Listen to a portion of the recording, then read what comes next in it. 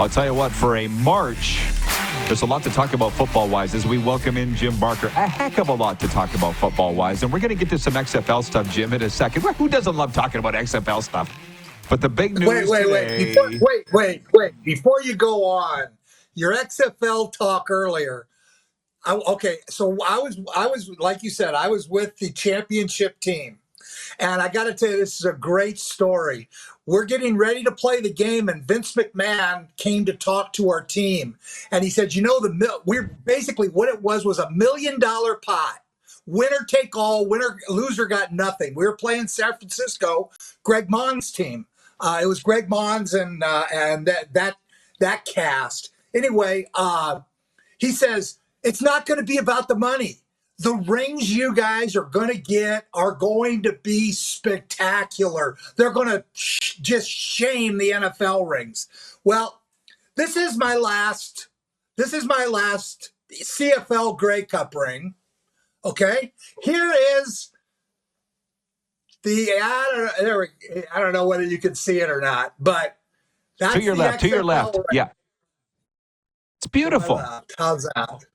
Anyway, it's to my left. Yeah, it's not bad, but it's far from a Grey Cup ring or a Super Bowl ring. And it was like a month after he told us that they dropped the league. So that's why we didn't get the big rings that we should have got, or that he had promised us. But he also promised us it doesn't matter whether one person shows up before the season. It doesn't matter whether we get one person in the stands. This league will be here 3 years. And then they pulled the plug at the end of a year. And, that's the problem with those leagues is you don't know. I mean, the UFL, God bless them, they're working hard, but they've lost 2 head coaches in the last 2 weeks. 2 head coaches. Like a week before the games start, they've lost. And that's, Reggie Barlow went to Tennessee State, and then Ken Wisenhunt is having some personal issues and bailed out. So, that's tough. When you have a league that you're trying to gain credibility, and 2 head coaches just leave the week, the 2 weeks before your first ball game. So, again, it's on tonight, but I'm going to be watching basketball. I'm sorry. I don't know that I can bring myself to watch the UFL. Well, it's like, if you're not, who is? I mean, because from Sasko writes in, Fake Gainer writes in on the 902 line. He says, hey, Rod Father, best XFL memories? With 1 kick, Paul McCallum set XFL records for longest field goal, most points in a game, and most career points. Benefits of scoring the first points in league history. At the very least, Jim, it was awesome. When you get a 30 for 30 on ESPN about the league, it was awesome. Wouldn't you agree? Oh, yeah. I love that 30 for 30. In fact, if you watch it close in the locker room after the championship game, I've got my mustache. I was just back in the old days, I had a mustache. It wasn't gray. And it's pretty, it was a lot of fun. I have to admit. In terms of coaching, I don't think I've ever had more fun in a season. You got players, they were motivated because their salaries were all the same. Everybody made $45,000. Didn't matter. Unless you were a kicker, you made 40, and if you were a quarterback, you made 50. Otherwise, everybody else made 45, and then you got a $2,500 every week you won. You got an extra $2,500. So you didn't have to motivate these guys. They were playing for either $2,500 or you get nothing if you lose. So it was just the same as the $1 million game. $1 million, our team split it, or the team that lost got nothing. And so those kind of things made coaching fun. The motivation was there. It was the players enjoyed it. I think early, first couple weeks, they didn't know what they wanted to be. They kind of wanted to be wrestling. They talked to Tommy Maddox about maybe having an affair with a cheerleader or doing something like that. And I got kids in school. I'm not doing that. And so the league evolved through that first season into football. And actually the football got much better at the end. So it was, like I say, I've coached a lot of seasons, a lot of teams. That was one of the most fun seasons I've ever had. Oh, there you go. There you go. Some great road trips, too, I'm sure. So to the news of the day, 5 teams over the cap. BC way over the cap, almost 350 grand. Then the Argos, Riders, and Red Blacks. What did you think when you heard this? I actually was surprised it was as high as it was. I mean, this was a conscious decision. When Matthew Betts and Nathan Rourke came free, they sat down, and this was straight Amar Doman saying, it doesn't matter. We are hosting the Grey Cup. We will get it back. If we could get to the Grey Cup, we'll get all that money back. I don't care about going over. Again, no team has ever lost 2 draft picks. Montreal lost 1 draft pick back in 2008.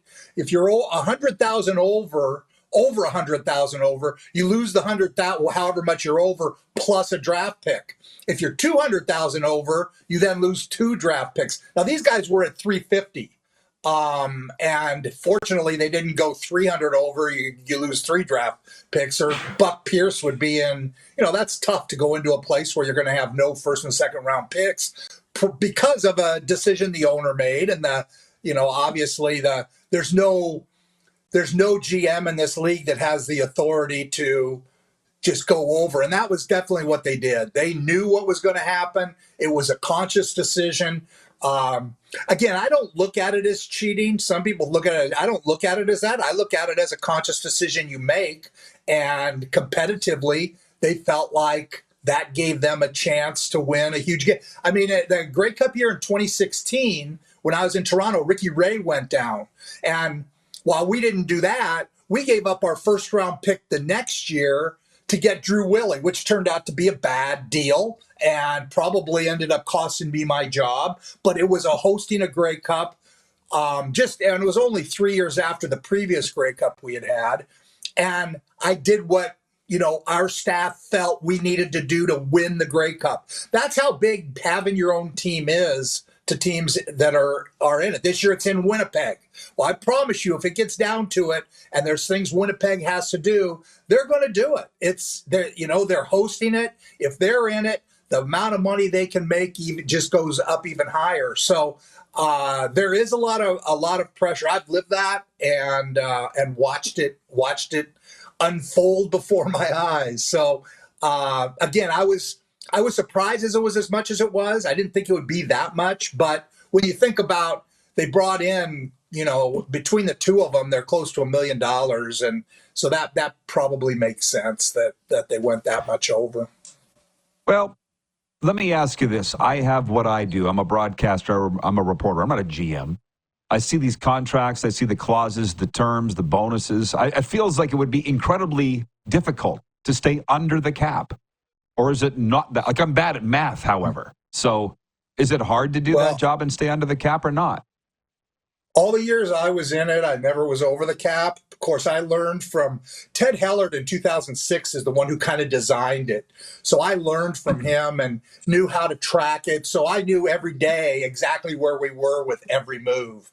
And, there are times you go to the owners and you say, if we do this, this is what's going to happen. We're going to be this far over, or we're going to have to do this in order to make the cap. So you should know every day exactly where you are in terms of going over the cap based on, how much they're going to make throughout the rest of the year. So, you get injuries is usually what causes you problems. But now it's a lot different because you can redo contracts and give guys who maybe don't have appearance money, which now doesn't count on the cap.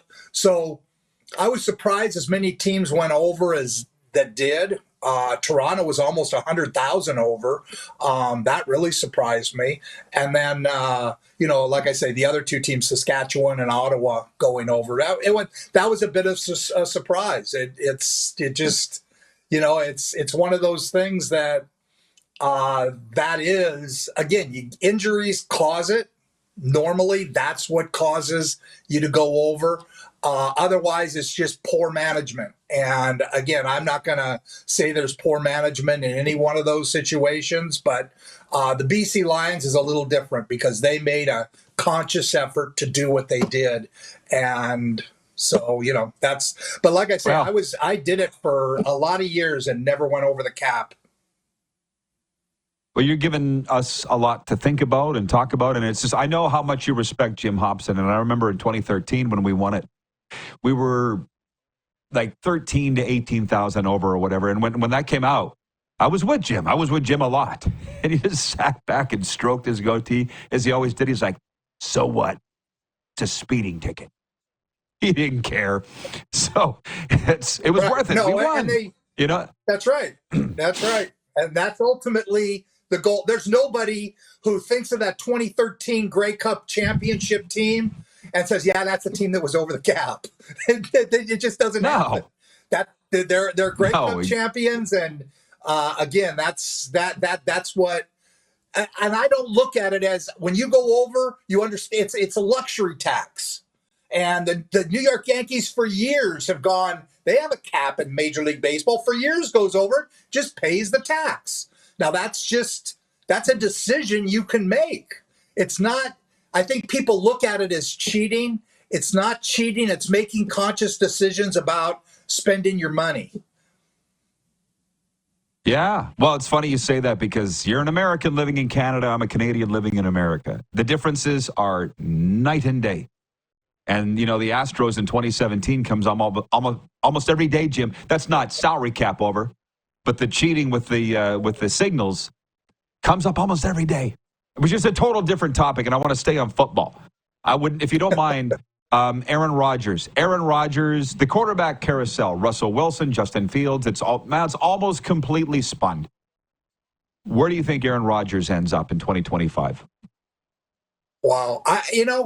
I'm starting to feel more and more like he might just wait for a major injury to a team that maybe has a chance rather than, it doesn't sound like the Vikings are going to go that way. They want to go ahead and give J.J. McCarthy the reins and let him grow. And, that'll be difficult. I don't know why. I just have this feeling that he may not sign with anybody. He may hang tight and wait. His value, and I try to talk to guys a lot about if you're a veteran player and you don't have a team really coming after you, your best thing is to wait, because when they go to camp and somebody gets hurt, they want a veteran player. They don't want to have to go find somebody who's never played. They want to bring somebody they know what he's going to do. And so I think their value goes up at that point rather than where it is right now. The problem with a quarterback is you have a whole system you have to learn. Now, if he goes I don't even think Nathaniel Hackett's anywhere, but if he goes somewhere where he knows the offensive coordinator and they know him, maybe that would be a different situation. Maybe Justin Fields gets hurt early and now the Jets are stuck and they go back and go back to Aaron Rodgers. I mean, you think, wow, that's really far-fetched, but it's really not. If Justin Fields was to get hurt, my bet, again, I don't even know who the backup is at this point, but they're going to, that's the New York Jets. They're going to want to make some kind of move to stay competitive. I thought that the Giants picking up Russell Wilson was really interesting. I think the Steelers are still going to be a possibility for Aaron Rodgers. You're wearing their thing today. I thought maybe it was to announce that they had signed Aaron Rodgers. No. So I don't know. I just got all the gear. I just have this feeling that maybe he's going to wait. Last one. I can't let you get out of here without asking. Wait, you got something on that? Quick. Well, I think it's down to 2 to 3, and I believe it's going to be somebody with a really strong media background. So the name Rod Pedersen came up all the time. How about that? But yeah, I'm sure. Let's go. Can I do it from Florida? It's somebody with the media. The other question was Chad Kelly.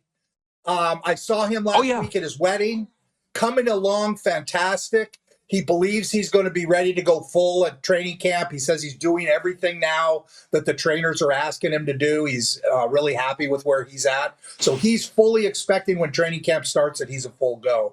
Now, again, can things change between now and then? Sure. But as of a week ago Wednesday, he was feeling fantastic and, excited about the season coming up. He's now a married man and hopefully calmed down and it keeps his focus where it needs to be.